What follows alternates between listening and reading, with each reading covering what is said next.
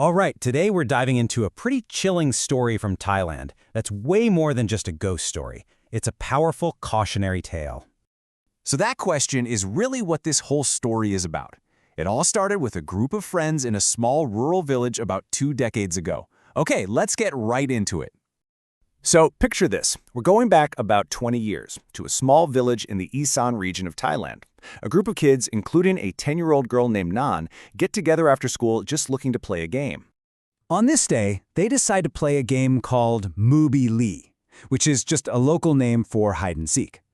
And what's so cool is that the name itself kind of paints this perfect picture of the game. That first word, moob, literally means to press your face against something, like a wall, while you're counting. It's so descriptive you can just see it. And it's pretty fascinating because just like games everywhere, the name for hide and seek changes depending on where you are in Thailand. You've got Mobili in one village, maybe Lenbak Li in another part of the same region, and then all the way in Bangkok they call it Son Ep. It really shows you just how rich and diverse the local dialects are. So the kids pick who's it, and they choose this little boy named Jiu. He was small, quiet, and the other kids, well, they often picked on him. And this, right here, is where a simple game takes a really, really dark turn. So it's about 5 p.m. Jin does what he's supposed to do. Turns to the wall, covers his eyes, and starts counting. But while his back is turned, Nan and the 6 other kids decide to play a really cruel prank on him. You can just imagine him, counting away, hearing their feet scattering, the sound of their laughter fading out. He thinks it's just a normal game. He has absolutely no idea the real game is the one they're playing on him. See, that was the prank. They weren't hiding, they just left.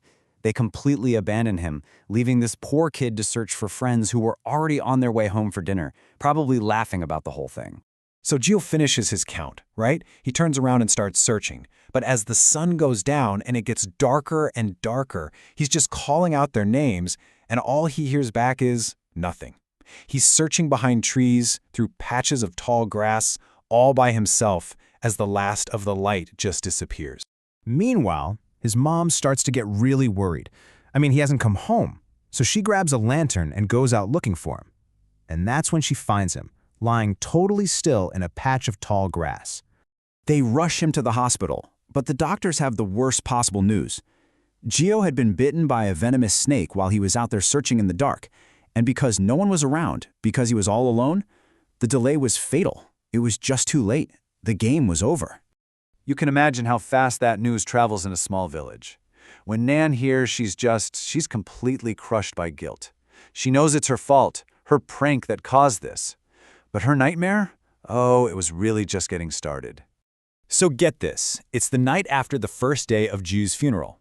Nan's in her room, trying to sleep, when she hears this whisper from right outside her window. It's Ju's voice, and he's saying Pong Nan, which is the phrase you use in the game. It basically means, I found you, Nan. Okay, and this is the detail that just makes the whole thing absolutely terrifying.